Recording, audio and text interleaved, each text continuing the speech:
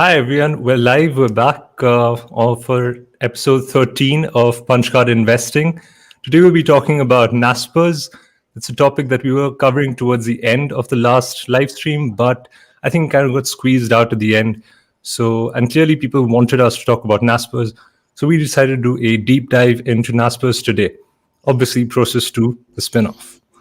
So just to start off, if you are invested in Prosus or Naspers, please let us know in the chat. And to start it off, are any of you interested in Naspers or Prosus and or thinking about buying into it? Yeah, I am interested. I got interested when I found out Mohnish Pabrai was kind of digging into it as a way to get exposure to Tencent.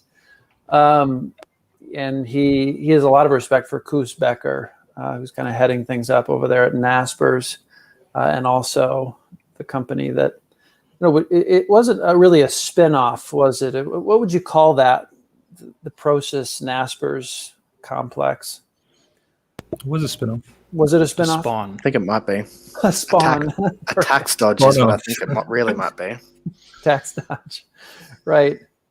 Okay. A little financial shenanigans, perhaps, but it's all part of the game. So that's what got me interested, and I've been poking around at it. It seems to be a bit complex. So I don't feel like I've gotten too far on it yet, but I'm definitely interested to go deeper. So I'm excited for today. CJ, what are your thoughts on it? Yeah, I heard Pabrai talking about it on the Sum Zero, and then he also mentioned it with Stig Broderson on the Investors Podcast a while back.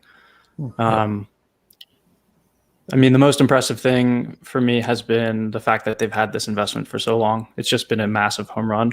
But I have a lot of questions, for sure. A lot of trepidation with investing in either.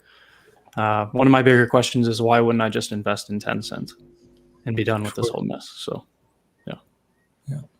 So they had made the investment back in 2001, right? Mm-hmm. I think Frank has done a bit of a valuation also, so we could probably get into that a little bit. The rough back of the envelope calculations for Tencent. Yeah, so I've done a bit of valuation on Prosus, Naspers, and Tencent as well. The investment they actually made, so Naspers, was it 2001 or 2000? I think it was 2001. I'm starting to mix Softbank in with this. Very similar investments. So a $32 million investment, now worth, this is about 2 weeks ago now, could have changed slightly, but $203 billion. Which is a 55% annual return, which is over 20 years is just absolutely insane. Not too shabby. Yeah. So the back of the envelope 10-cent calculation I've done. So I'll just read out some of the assumptions. So their trailing 12 months revenue, $79 billion. I'm assuming over 5 years they could grow that at about 17%. That's a pretty random number I'm throwing out there. Rob Vinnell, who's a shareholder in the company, he said they could grow at 19%, so I just rounded that down to be a bit more conservative. Free cash flow margin 5 years out of 30%, which gives them $51 billion worth of free cash flow in 2026. I'm assuming their investment portfolio, which I'm not sure of the exact value right now, but if it compounded out at about 20%, that would make it $250 billion. So that's a market cap in 2026 of 1.2 trillion. Ooh. And that's a 13% compounded return, give or take, with those assumptions. And I think that's somewhat conservative. So Rob Vinnell, he's a great investor to follow. I subscribe to his shareholder letters. He puts out quarterly. He's had a 19% return since about 2009, I think. Wow. He's met up with Charlie Munger and stuff like that as well. He's a pretty respected investor, pretty concentrated value-styled approach, similar to what most of us like to follow. And he's been a shareholder since they listed, was it last year or the year before Prosus listed? 2019. 2019, yeah. So he bought into it pretty much straight away or within 6 months or so of that listing. And he pretty much just sees it as a direct investment into Tencent, and then you get the additional upside of those extra positions. That it's kind of just a VC portfolio of other names, and potentially one of them could be another Tencent. It's probably unlikely to be that good, but their returns on their excluding Tencent has been 18%, which is a number management put out there. So that's pretty impressive nonetheless. So since 2002, that's an 18% annual return, not including the Tencent investment. So they're doing something well with that money. And if they can continue that and hold on to this Tencent position and close some of that discount to net asset value, you could be looking at a between 15 to 20% annual return in my mind. But they haven't been able to close that discount for the last 10, 15 years. I don't think that they are likely to do that even in the future, because I think the discount is really warranted in terms of how the management has been doing it. I mean, what do you guys think? I'm starting to disagree more and more in the Prosus case, which is why I like Prosus more than Naspers personally. I think they're kind of leaving Naspers behind. I wouldn't like to be a shareholder in that company, to be honest. I think, so from my understanding, and this is from a Rob Vinell letter, and I also saw it in a Seeking Alpha post, that they won't actually pay a capital gains tax through Prosus if they sell their Tencent investment and paid out as a dividend. So there's some type of structure in Amsterdam, and again, very little understanding about tax in Amsterdam. So you need a lot more research into that they won't pay capital gains tax on that. So I think that would minimize the discount a lot. On top of that, Rob Vinell talks about the capital allocation. So because it's been so good, if they've had that 18% return plus the Tencent investment, there doesn't deserve to be too much of a discount from that. But yeah, I don't know. There should be some discount, but I don't think as much as the 30% or so that we're seeing at the moment. Have you guys gone through the investments, the current investments that they have, like OLX and Swiggy? Any other names that pop up to you guys? The only one I've really looked at slightly, so the Mail RU, whatever it's called, the Russian social media type company. Yes. A little bit at Delivery Hero and Trip.com, but not into great detail, just a quick scan on ticker, because they're pretty large shareholders in both those companies as well. Yeah. So in terms of the investments that they've done, I think that's what a lot of people are betting on, especially at Prosus. But the new share swap agreement that's come about, they've said that they've issued like a new class of Prosus stock, and because of that reason, they aren't going to be in the Amsterdam tax bracket.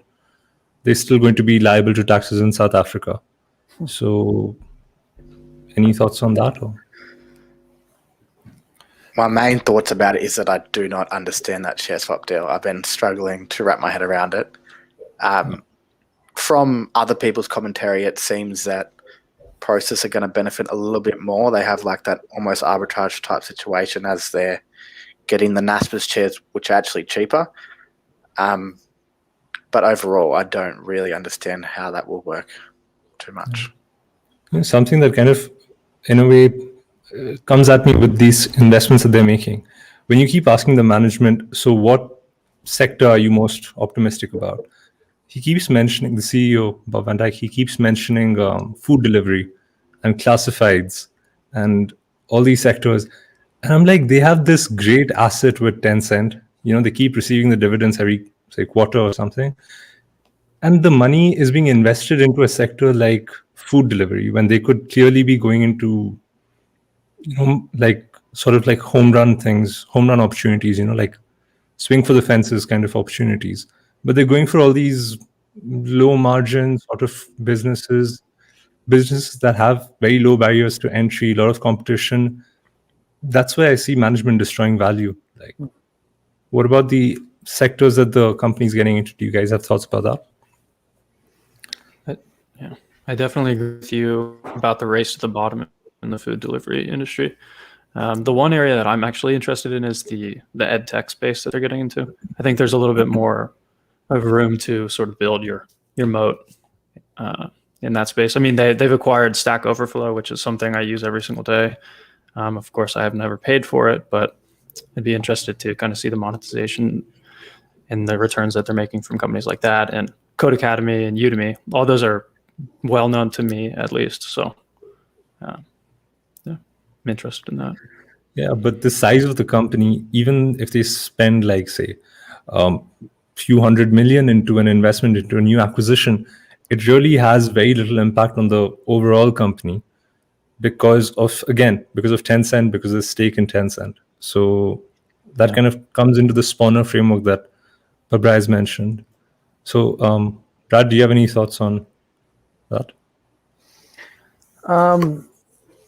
No, I haven't dug too much into the kinds of companies that they're acquiring. It's mostly been, all right, how are they gonna, close this gap by, shifting operations essentially to the Netherlands, where regulations aren't as tough and the tax issues aren't as severe.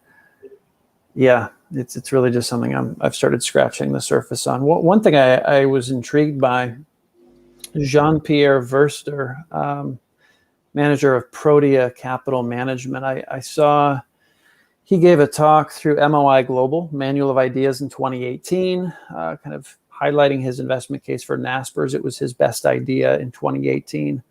And so I reached out to him on Twitter. He sent me this like 12-minute interview he did. And he really gets into some interesting points around Naspers and Prosus and how he also thinks they're going to be kind of migrating over to Prosus over time. And that, you can't really take what's happening at surface level with Naspers. You could easily make the inference based on what's been happening that they're destroying value and they don't know what they're doing. They're incompetent. But he touched on, how, the laws could change in terms of how they're trying to migrate value over to Prosus if they revealed exactly what their plan was. So it's really interesting looking at it from that perspective. It's investing with a bit of hope in there, isn't it? Yeah, it's a variant perception, right? I don't know how much of it is hope and how much of it is just really understanding the situation better than the majority of other investors who are involved with Naspers. Could be either one. There's a situation of almost like good money, that was the Tencent investment, going after what looks like bad money right now, bad investments. And I think that kind of draws a bit of a parallel to SoftBank, what we've seen with the SoftBank Alibaba stake and them getting into investments like WeWork. Have you guys done any work on SoftBank? I know Frank has, but Frank, you want to talk a bit about that? Yeah, so they are two very similar investment ideas, I guess. They both made great investments back in the early 2000s. They both had about a 55% annual return, and now most of their company is made up of a holding in a big Chinese tech company. So Prosus is about 90% Tencent. Is that about right? And then I think on SoftBank's side, Alibaba makes up about 40 to 50% of their company as well. So the downside in my mind, but I'm starting to see it as somewhat a positive as well, is they both have growth-focused investment strategies, pretty much just a VC portfolio. They buy 50 to 100, just lots of tiny little companies, tiny stakes, and they're hoping for one big winner, which is similar to David Gardner from the Motley Fool, his whole investment strategy. It's not what I do, but it's worked for the last 10 to 20 years. I guess it's a bit of a macro call to say that might not continue working into the future if we do see some type of correction in the market and a reversion back to the fundamentals and things like that. But it's worked very well for the past decade or so at least. I almost see that as a potential hedge to my portfolio, not to say that I'm going to make this investment, but because I'm focused on mostly value names, if I made a 5% position or so into this pretty much growth portfolio, it's kind of just like a hedge to me. We're either with SoftBank or Prosus. Prosus not as much since it's pretty much just focused on Tencent, but SoftBank I think could be seen as a little bit of a hedge like that, which is why they're both interesting to me. The main reason I'm probably going to stay away from SoftBank in particular is I already own Alibaba, and there is some corporate governance type issues there as well. There's also a lot of debt on that company. So yeah, I don't know where I really stand on SoftBank at the moment. I feel like if you look at SoftBank, they're like future Prosus. What? Because they've diversified away from the Alibaba stake, but they still trade at a discount to NAV. We are seeing the same with Prosus. They are trading at a discount to NAV, but they haven't been able to diversify away from the Tencent stake. So I think that's where Prosus kind of stands. I think they're slowly trying to. I know SoftBank, so Elliott Management, the same people that are part of the Twitter board now, activist firm, they're on SoftBank as well. And they've kind of directed them to start to buy back shares, which kind of they were forced into with that WeWork situation, and they got into a little bit of trouble there. So they are running a much better strategy now. However, I don't know how long that will last for. Whereas Prosus, I don't see that happening as much. They might be slowly trimming off this Tencent investment, but it's such a large part of their company. I don't think that's going to change too much anytime soon. I think one of the points that someone in the comments mentioned, Brian, he talked about management, and the fact that Koos Becker is still there at Prosus and Naspers, that's a big plus for me, at least, because he's the one who's initially who orchestrated the entire Tencent deal. And it's kind of his vision to kind of buy into this company and hold on to it for that long. And something else that I found interesting was that back in 97, the company Naspers had a deal with Vivendi, the same company that the UMG deal that we know now. And Vivendi had given Naspers $2 billion in 97, and that is what kind of got them investing into the Chinese companies. And that same partner is now investing with them in 2001. So really goes to show you how deep the roots of Naspers are, I guess, in the investing community. And I think that's definitely a huge addition, especially combined with like the money that Tencent generates. So they definitely do have a good future, I think. But let's see. Yeah. Yeah, I don't really know too much about the management of Prosus and Naspers, to be honest. That's somewhere I do need to dig a little bit more. But their returns, their capital allocation has been great. The Tencent investment is one of the best investments, if not the best investment made in the past 20 years or so, if not ever. And then, again, excluding that, it's an 18% return for 20 years. So on just that perspective of management, they've done really well. So I don't know enough about the rest of it, and the corporate governance and all of that. I know SoftBank has a lot of those concerns. They also have a pretty out there CEO or founder. But I just don't really know too much about Naspers management. Yeah, in terms of incentive, it definitely seems like they are leaning more towards reducing the discount with Prosus, and they're like, yeah, we'll take care of Naspers, or we'll let Naspers take care of itself, pretty much. I think the idea of listing Prosus was to close the gap. That was pretty much what they were saying when they made that move. Mm-hmm. That's what they say, but again, like a lot of people speculated that it was because of tax reasons, which also seems like a very legitimate reason. Yeah. CJ, have you done any digging into the management? Oh. I've not too much. I've listened to maybe a few interviews on CNBC and things of that nature, but I don't really think I can get much from that.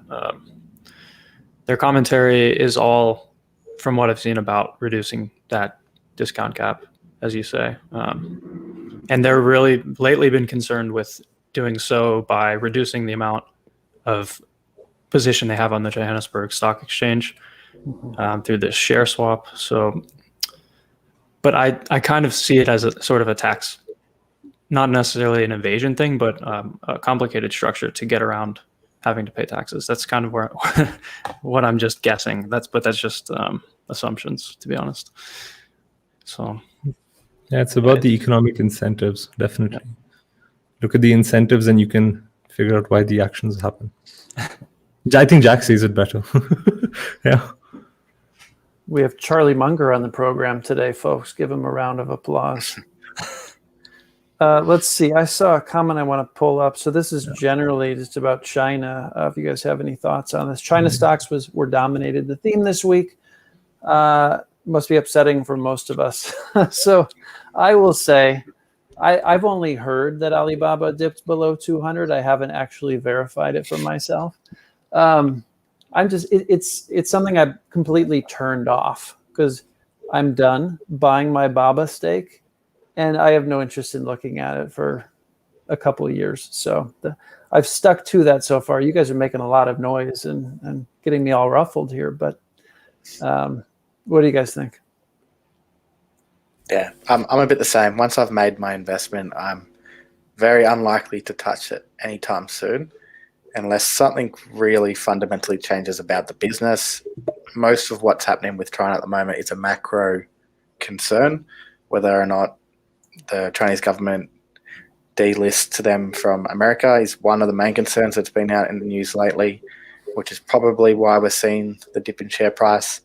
I did see something like the Chinese companies listed in the US are down like about over $1 trillion in market cap combined between the companies over the past 6 months or so, which is pretty crazy, but we can't control that. So I'm still happy with the business of Alibaba, and I can't control the macro factors, so I'm not going to adjust my bets for those reasons. I will adjust my bets. Go ahead, Kron. No, go ahead. I was going to say I'll adjust my bets as it goes down. I'm happy to get more. I added more today, so yeah.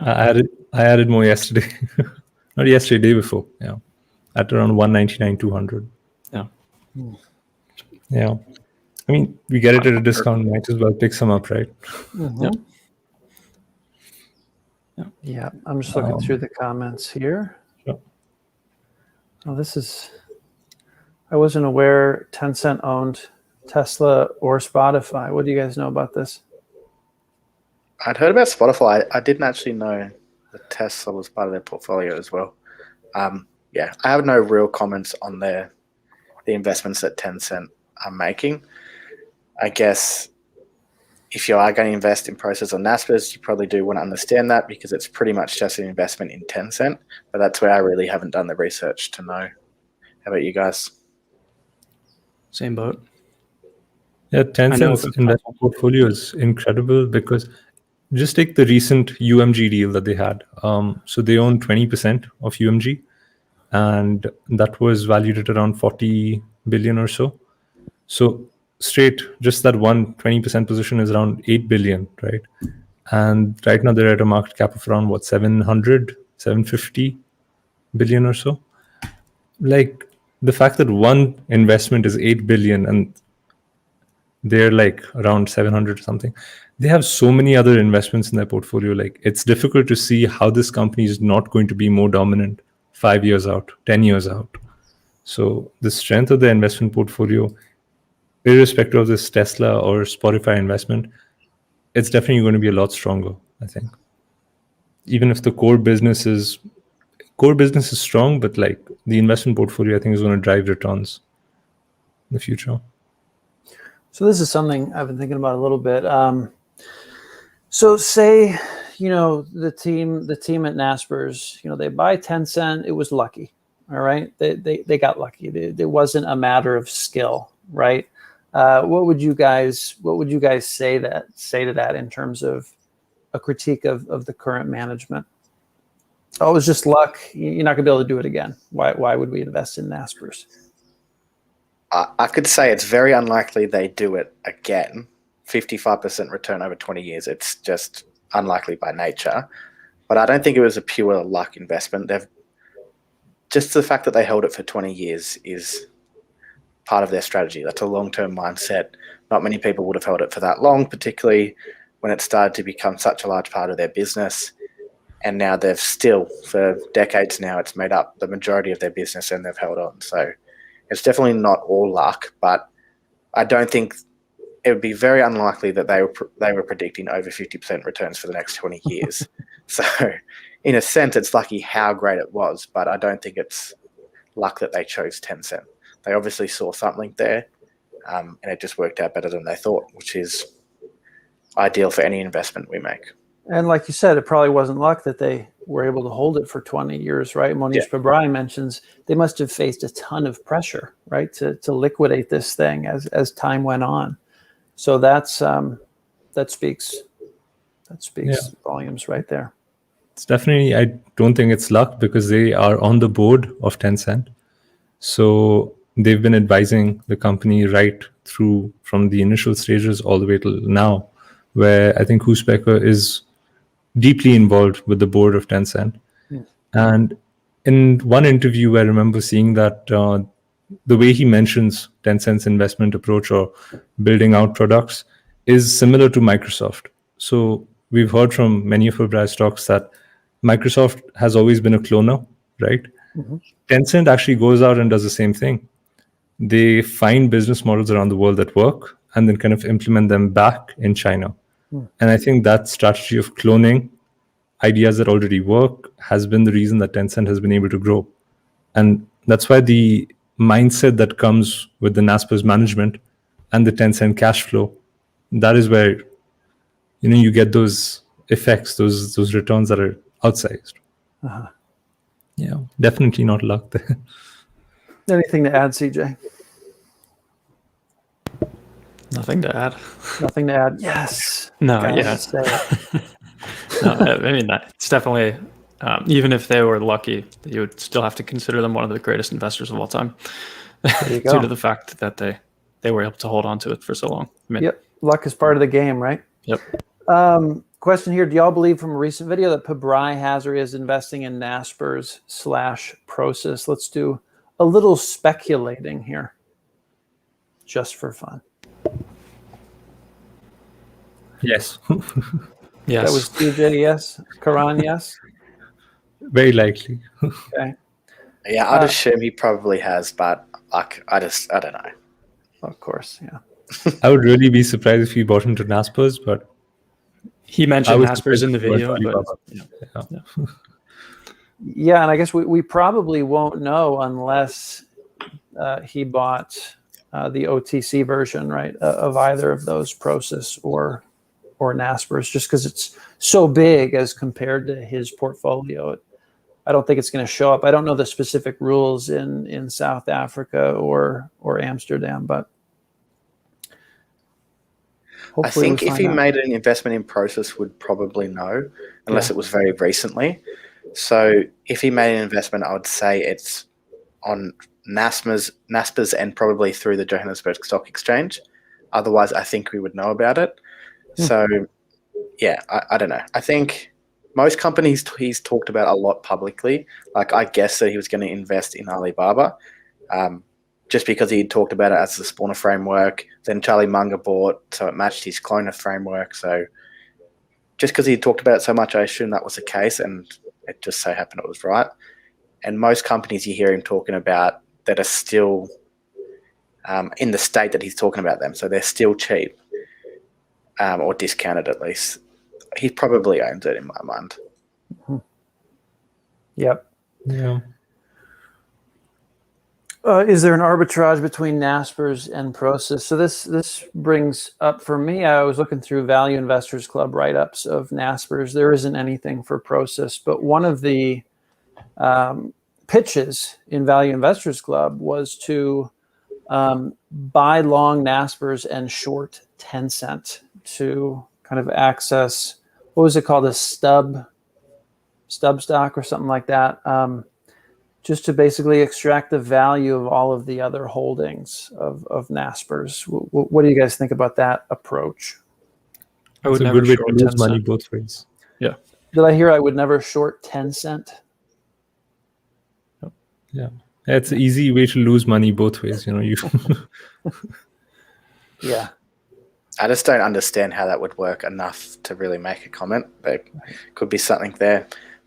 But there's also other arbitrage situations. Like I think for Prosus shareholders right now, there's that arbitrage of them with this share swap, getting the Naspers shares, which are actually cheaper. So for them as a company, and I guess the shareholders involved, there's that almost arbitrage situation there. And I'm sure there's a lot of different ways you can play this. It's a complex scenario between three companies. So I'm sure there's something there, but yeah, not too sure. Yeah, I certainly don't see it as a pure arbitrage play. I mean, there's a lot of different factors involved in, how quickly, if at all, Naspers is going to be able to close the gap versus how quickly Prosus will be able to. It just seems a little more complex, in my opinion. Yeah. I think it Speaking of makes sense to arbitrage, wait. Yeah. Go ahead, Zeke. no, oh, I was just going to ask the question: Have any of you come across numbers if investors had just invested in Tencent versus investing in Naspers, what their return would be? I'm just thinking, is all of this worth it? I would love to know that. Dealing with same all with these SoftBank. arbitrage. Same with SoftBank and Alibaba. I can have a look. It's I'll just- look at Ticker to see the return over the past. Yeah, it'd be fairly few easy to years. figure it out, wouldn't it? I'll have a look and see. I'll let you know once I've put it up. I'll keep going with questions. We'll come back to you. I think a lot of people, it would be better off waiting until the share swap deal kind of settles down and seeing how management reacts, because I think management integrity is a huge factor to consider here. And right now, I think yesterday we found out that the share swap deal has been accepted and is going ahead. So clearly, 90% of the shareholders have agreed, but let's see how they handle it. Yeah. So I just quickly compared it. Over the last 10 years, a Naspers investment would have been a 22% annual return. A Tencent investment would have been a 29% annual return. So certainly much better off to have your money in Tencent. And I'm sure part of that is that widening gap, right, between NAV and price for Naspers. Yeah, and just the fact that they make up such a large part of their index has kept so many institutional investors away, whereas institutional investors have flocked towards Tencent. So, yeah, I guess it's deciding going forward if that's going to be the case. The thing about the index, what I find funny is Prosus is listed on the Amsterdam Stock Exchange. So it's a tiny fraction of the total exchange, but it also still trades at a discount to NAV. I don't get why. That is one thing I do not understand. Do you guys have any thoughts on why Prosus would trade at a discount? With Naspers, it's obvious. People have to sell it, but... Well, one part is the public float is tiny at the moment, and that's what they're trying to fix with this share swap. That's going to increase the float. So partly, I would say because of that. Also, just the association with Naspers, it's still part of their business. So anything that goes wrong with Naspers is going to affect Prosus. Right, So it's carrying some of the Naspers stigma. Yeah. Yeah. Naspers has how much? 73% of... Yeah, about that. About 70% is what I remember. Tencent, PE of more than 49. I think some of you probably looked into Tencent. Is Naspers Prosus arbitrage worth it? What do you guys think in terms of looking at Tencent from a PE ratio perspective? How would you think about valuing Tencent? I'm going to look up myself the PE for Tencent. They're a bit of a conglomerate, so it makes more sense to go with some of the parts, understanding the business, break down each section. Yeah. In my mind, the arbitrage is not something I'm interested in at the moment. Yeah. Yeah, fine. So I'm just looking at the multiples now. The PE ratio I'm seeing at the moment for Tencent is 25. That's what I'm seeing. That could be wrong. So back into 2020, it was 35. So I don't know where he's got that number from. I think that could be slightly wrong, unless the ticker data that I'm looking at is wrong. That could be also true. I think it's cheap or about fairly valued on multiple basis. It's grown at ridiculous rates. It's a high margin business. I don't think it looks egregiously overvalued at all. I don't think you're going to get much of a return from multiple expansion, but I'd expect it to stay similar to what it is at the moment. Yeah. Just for reference, I looked at Amazon, which everyone loves to reference Amazon, price to earnings of 71. So obviously it's a very different business, but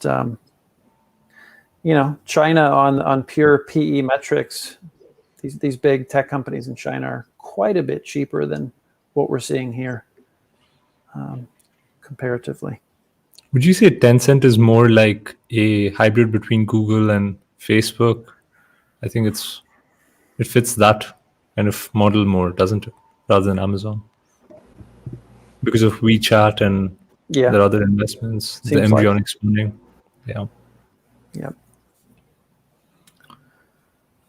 Looking through questions. I'm just looking at the multiple again for Tencent. So over the past 10 years, their mean multiple has been 40.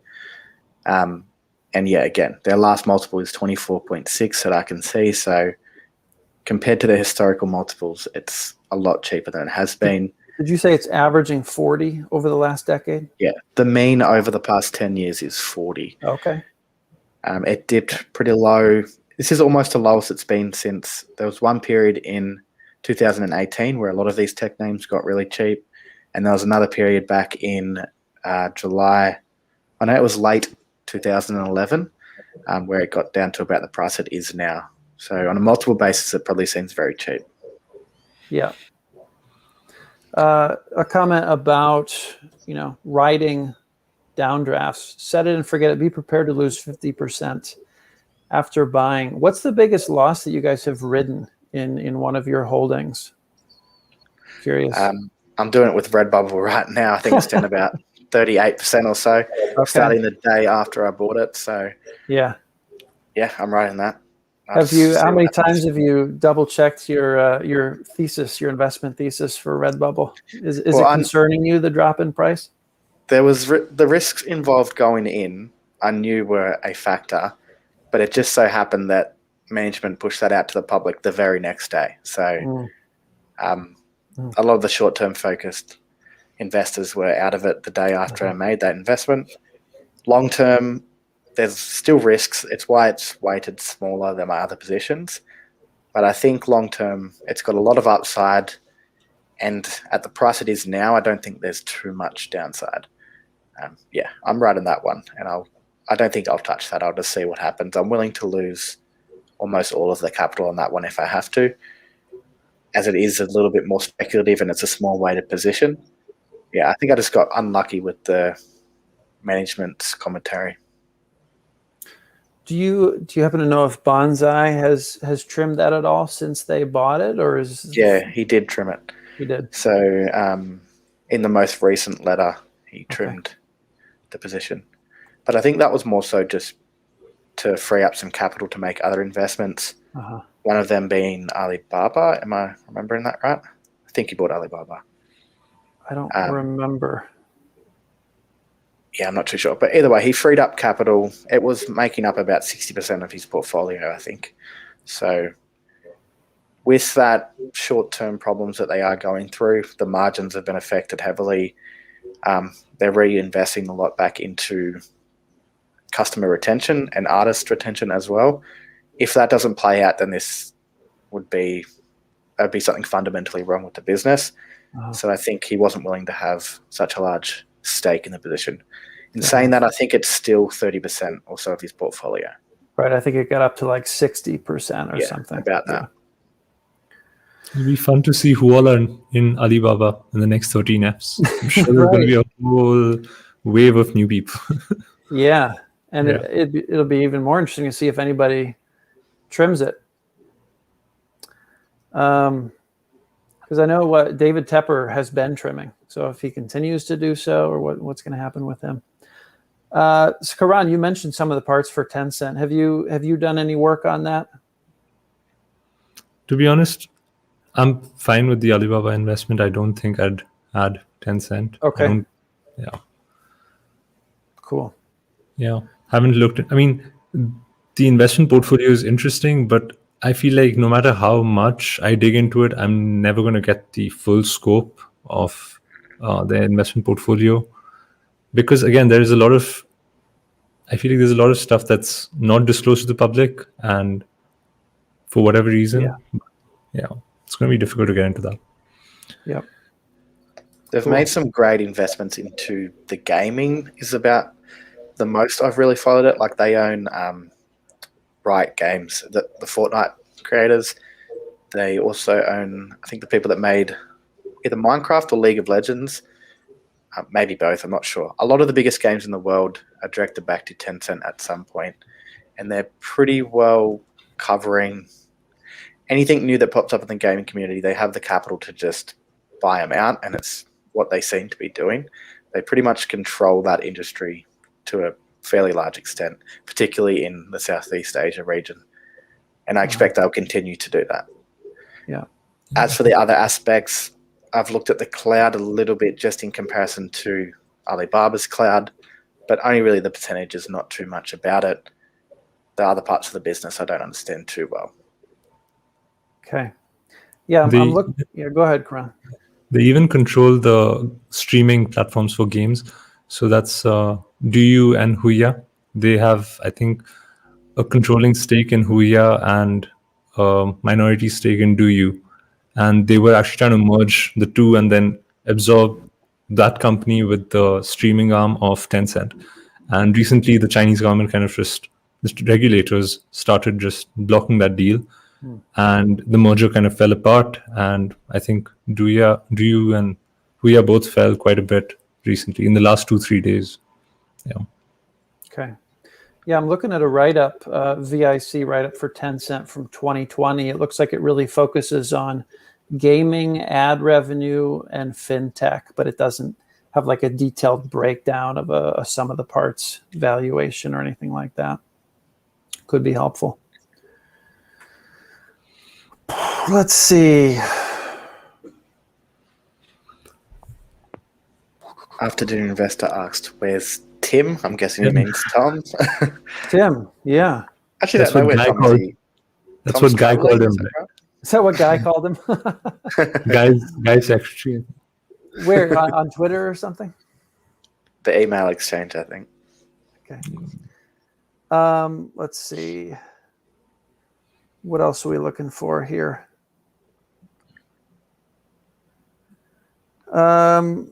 Would you guys be more likely to jump into Naspers if you found out Pabrai bought in?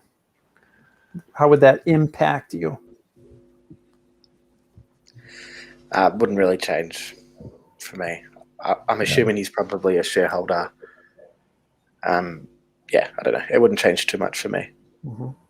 I think his spawner framework is really shifted his approach a bit too much. I mean, yeah, pass. Even if he's into it, I'm out. Yeah. I'm confused why he specifically mentioned Naspers, but I could see Prosus maybe as the play for him. But I don't know. Maybe he was just doing his due diligence at that point, so he hadn't made a decision yet. But right. Yeah, that's one thing that does confuse me as well, is from what I understand, I definitely would be leaning towards Prosus. Maybe he likes the fact that the discount is larger at Naspers and he understands something better than I do, which is very likely. But Prosus seems to be what even the company is trying to, that's where they're directing all their energy, it seems. So I think mostly management don't want to talk about the fact that it is a tax dodge. I think that is the case of what they're doing. If what Rob Vinnell wrote in his letter is right and they don't have to pay capital gains tax on 90% of their business, then that is a huge benefit to being in Prosus rather than Naspers, because if that's the case, they're going to shift all the capital towards that eventually. Frank, are you able to link to that letter from Rob Vinnell on Naspers? That'd be great. We have a confirmation here. Tencent has 5.5 billion worth of Tesla and 4.3 billion stake in Spotify. Cool. Do we know their total portfolio worth at the moment? I think it's around 150 or so. I'm not positive. 264. Someone's mentioned it here. The same person. Yeah, he's mentioned it here. That seems slightly too high. I'm not sure. It could be right. But I just sent that link through to you on the private chat, Brad. I think you may need to sign up. It's free, but I think you might need to sign up for it. Yeah, it's such a bummer that in Ticker, there's not like a total for reported value when you look at tracking gurus. because I'm not going to add all that up right now for Tencent. Let's see. You guys see anything? Shout it out. Someone said, will I sell, the most recent question, will I sell Redbubble if it doubles? No is the answer to that. I think it's worth well more than double if everything I think is going to happen plays out. They just have a lot of competition, so it's a low barrier. I don't know. There's a high barrier to part of their business, but the other aspect is fairly low barrier. They have a pretty good supply chain set up, and their agreements with the people actually doing the print-on-demand services for them, and they kind of shift away, have lower margins for that reason. So they've got a bit of a high barrier there, but the other side is that there's a lot of other businesses without that aspect that are doing similar things, like Springtree. Or what's the company we used, Kran? Teespring, yeah. Teespring, Springtree. I was close. Close-ish. There's a lot of companies doing that as well. So I don't know. We'll see how it plays out. I'm just willing to just let it ride for this point. Yeah. Here's a point I want to make. Tencent shows above 48 in Yahoo Finance. I guess that's for price to earnings ratio. I've noticed so many errors when you're using these US-based services to get data on foreign companies. So be very careful with that. Ticker seems to do a pretty good job on foreign companies. Companies outside of the US, I should say. We've got an international panel here. But yeah, especially with insider ownership, like it is all over the map if you use, from a variety of services. So, verify that your numbers are correct. I've stopped using, ages ago I used to use Yahoo Finance, but I stopped using it because there was a lot of mistakes on there. Yeah. I also don't think they have much data compared to other services. So I really did avoid Yahoo Finance. And I just quickly Googled it. Guru Focus says 27. Y-Chart says 39 average. So I think it's definitely lower than 50 at the moment. Maybe you'd have to go out and calculate that yourself to make sure. Yeah. There's a question here by the After Dinner Investor by Jason. The Cayman Island structure and the whole VIE thing. Thoughts on that? Nothing. Crickets on that one. I think there's going to be a lot of change, especially what we've seen with the DD crackdown. Like, I think the next thing they're going to address is the VIE structure, and I think it's going to be a positive change towards better regulation, more reporting, and I think that's good. Like in the long term, that's good for the markets, and yeah. Yeah, there is a lot of accounting risks and lots of things involved in the Alibaba investment, but I think the upside far outweighs the risks in my mind, at least anyway. And yeah, I think a lot of it is overplayed by the media as well, particularly in the US. I think the US likes to bash on China a lot, so any news story they can put out about some type of accounting or whatever it could be about China, they're willing to do that. So I think you got to be careful with the information you read and just being bombarded by the same information over and over again. Same as with the ADR delisting and thing going through at the moment. It's been known about for a long time, and they've just been pumping it out again in the last week or so. So, one thing I feel like people don't know is that both the Hong Kong listed Alibaba and the Alibaba that is listed in the US, they both are subject to the VIE structure. People think that if you just buy into the Hong Kong, listing, you're fine. No, you're still exposed because that's the entire structure. So, and I don't think the government is just going to shoot down the entire VIE structure just to make a point. Yeah. Just Alibaba's contribution to their GDP and everything, they would be insane to ruin a company like any of these big tech giants they have.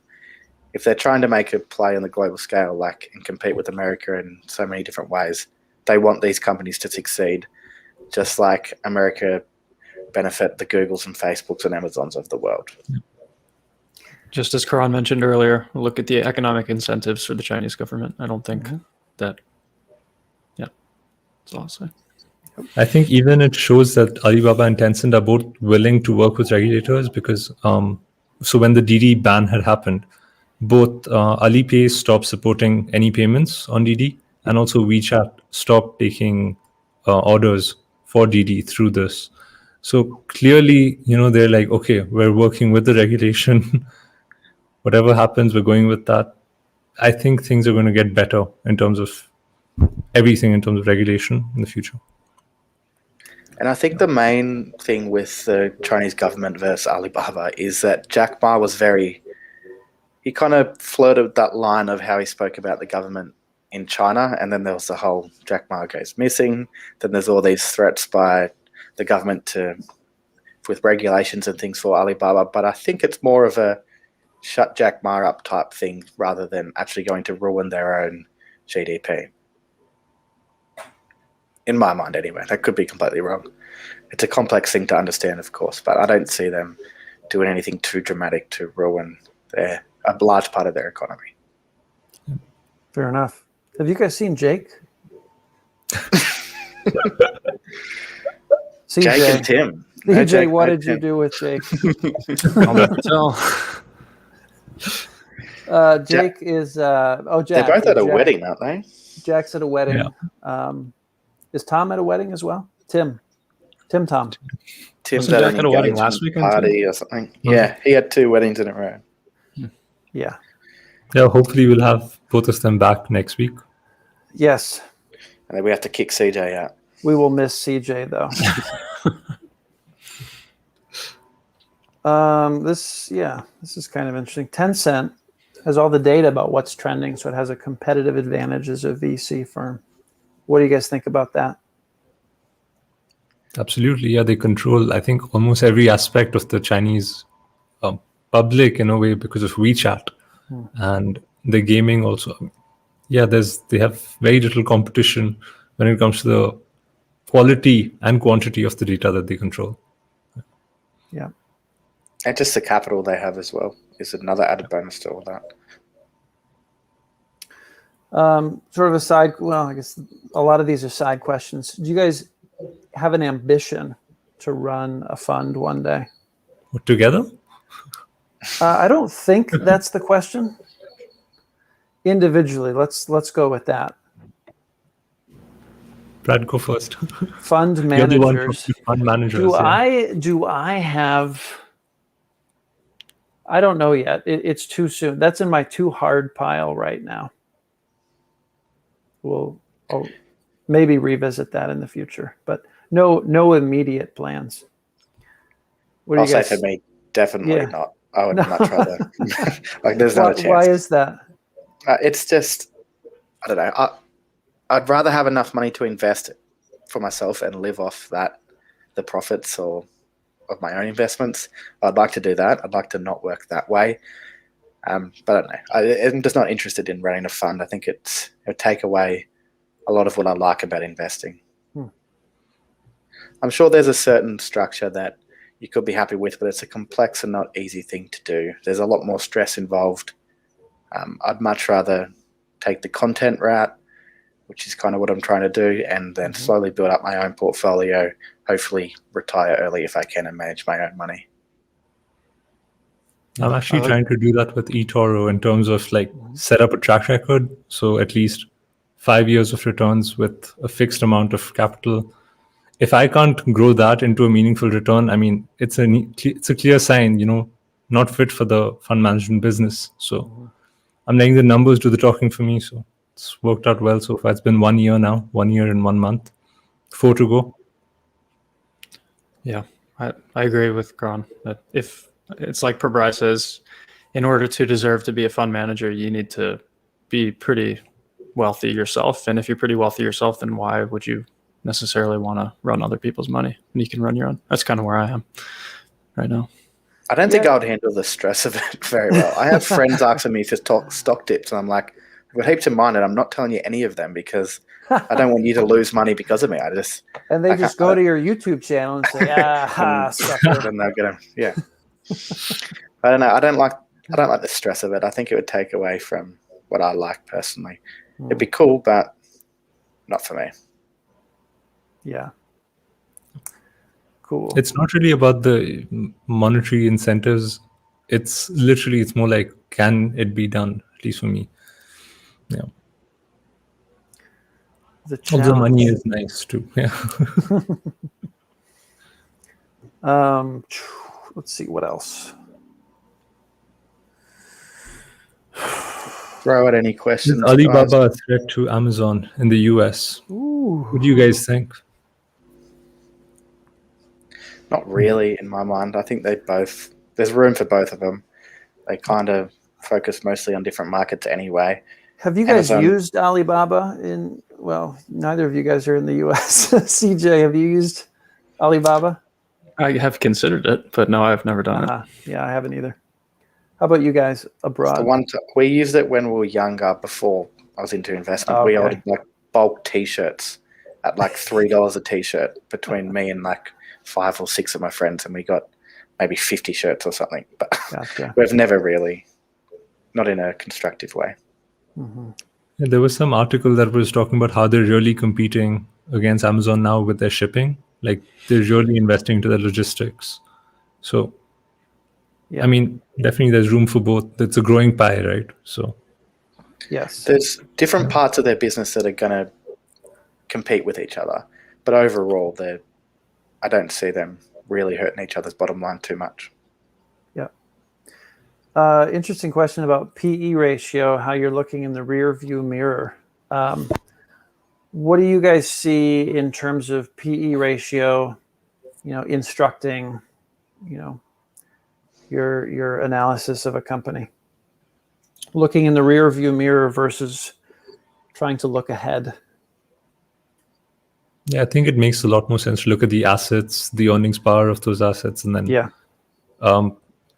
getting growth at a reasonable price. I think that's a better way to kind of go about things rather than just, this is a low PE, let's get into it. Yeah, some businesses PE ratio is pointless for. Like, you never would have invested in Amazon if you only focus on a PE ratio. It's the same with any multiple. Each business has a multiple that's more applicable to them, but then it's still only telling you historic data, so you've got to compare the future growth moving forward. It's best used for comparison to other similar businesses, which is kind of what I've done with looking at Alibaba. I compared a few different multiples to all the other tech giants of the world. There's no business that's there's no real similar business, so it's not the best example, but if two companies are very similar in structure, then you could compare them on a multiple basis. But just looking at a PE ratio or a price to sales or whatever multiple doesn't tell you barely anything about a business. Yep. Agreed.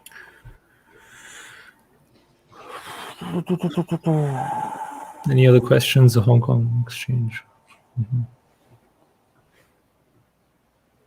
Can't see any more really coming through. Barber is working on a 72-hour delivery globally, Sandeep said. Has anyone heard much about that? Yeah, that was the article I was talking about where they're competing with Amazon. Insane, right? Like globally, like imagine you can send something from Australia all the way till like the other side, UAE, which is like what I think the flight is 14 hours. And having that target of making sure to deliver something by 72 hours, it's crazy. Like, I think that's a very hard to achieve target, but I don't know what it's like for you guys in, the US and UAE, but Alibaba in Australia is essentially only their logistics side of their business, where you can kind of bulk order from private little companies and stuff in China. So you can bulk order. So a lot of businesses, well, not a lot, some businesses here use that to bulk order their products. But there's no other use to Alibaba here in Australia that I know there's about. AliExpress also, right? AliExpress is the platform for smaller quantities. Maybe. I'm really not too sure. It's definitely not a popular name here in Australia anyway. It's only been the wholesale business, basically. Yeah. The t-shirt sellers. So SC, think I've decided I'd rather run my personal account and go to the racetrack. Mike Mitchell has it right. Yeah, that's pretty much where I sit too. Shout out to SC, part of the Investing with Frank Discord. Yeah, he's a smart dude. Okay, any last questions? Throw them out there. Anything you guys want to touch on before we wrap up for today? What you're seeing in the markets or what you've been thinking about? Anything you'd like us to discuss in the next live stream? There you go. That's a great idea. I'll throw one out there for you at the moment because it's something I'm starting to think about more and more. Is maybe I'm looking at some more downside protection on my portfolio and maybe a possible hedge. It's something I've never really thought about in the past. Have you guys thought about hedging your portfolio in any way? I haven't seriously. I just have a high cash allocation, I think. But that's always been the case. So, I mean, I think it's just being conservative in terms of if something really goes off, you know. Yeah. Are you looking at buying puts or what's your general No, sense? I don't think I would go to the options route. Possibly I'd have to do a lot of research and I'm in no rush to do this. Like I'm comfortable with my portfolio as is. But even something like Softbank kind of sparks my interest. Like I don't think I will invest in it for other reasons, but I like that it's kind of exposure to a growthy aspect of the market that I otherwise wouldn't have. So I would still have 95% of my portfolio focused on value. So if we do see a shift in the attitude of the market, that value would do well. Otherwise, if we continue the last 10 years for the next 10 years, you probably want exposure to some of these growthier names, which I don't really have much of in my portfolio. So I've thought about a type of hedge like that in some way or another. I've even thought about bonds, not so much as a hedge, just as a bit of downside protection as well, assuming the next 10 years of the market doesn't look great. There could be an appeal to bonds, even though at the moment that's not the case. I still disagree with Karan about having a lot of cash. I think, at least at my size of portfolio, I can save 10 to 20% of my portfolio within the space of 6 months anyway. So I don't want to accumulate too much cash. So I'm happy to invest that cash and just build it up again pretty quickly. It could be different for Karan. I'm not too sure about the size of his portfolio or anything. But weren't you looking at PSDH also as a possible hedge? Tontine? Pershing Square Tontine Holdings. Not so much as a cash alternative, I guess. I kind of thought about SPACs in that way, but not too much. I do like the play a little bit, but it's not something I think I'll do. Fair enough.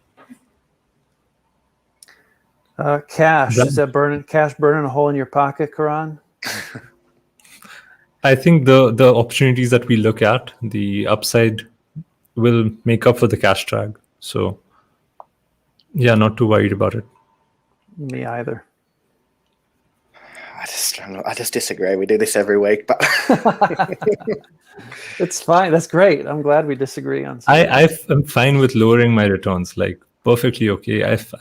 Because I think investing is very personal. So someone else might be a bit more okay with taking a little more risk to get that extra return. I personally am not. I'm okay with lowering my returns and having cash. Yeah, but here's the thing, Karan. You've got 5 years to show that you're a rock star fund manager. I'm okay with failing too. I'm perfectly fine with failing at that. Yeah. All right. Good.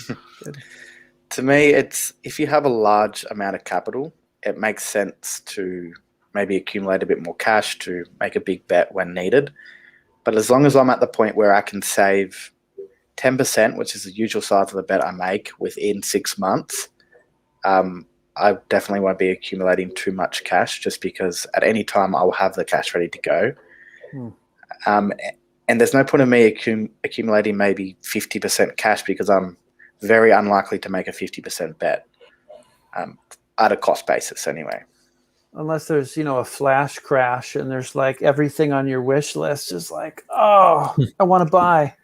But if there's a flash crash, I should still have the roughly 10% of cash that I always have, and I'll be able to save to a point that I'll have enough cash by the time prices return back to normal anyway to make a few extra bets and benefit from that. And yeah, I guess over the long term, I think that's what I would rather do with my cash. Once I have more money and I can't save a significant amount in a short time period, then I'll be maybe piling up cash a little bit more. Any thoughts on cash from you, CJ? I lean more towards Frank's point of view. Fully invested. Pretty much. Finally, yeah. The other four are always against me, CJ. I need you here more often. Yeah. I have my sort of rainy day fund just for my life sort of thing. And then everything else is, awaiting or sitting in investments. I might have 5%, 10% of my portfolio is in cash right now. Cool. Nice. So, yeah. And does your monthly addition make a difference to the cash balance to the overall portfolio, or is that not? Because that's a huge factor to consider when incorporating cash. It's getting smaller and smaller by the month or by the by the year. That's a good sign. Yeah. But yeah, it's still contributing enough where I'm comfortable with the amount of cash that I have. So, but as Frank says, if the capital grows a lot more and I don't have this this income, then the story changes, I think. So, yeah. Cool. All right. I think we're going to wrap it there for this week. You guys let us know if you have any suggestions for topics in future episodes. Leave that in the comments. And with that, thank you all for being here. Thank you, viewers, for all of your fantastic questions. And we will see you all next week. Right.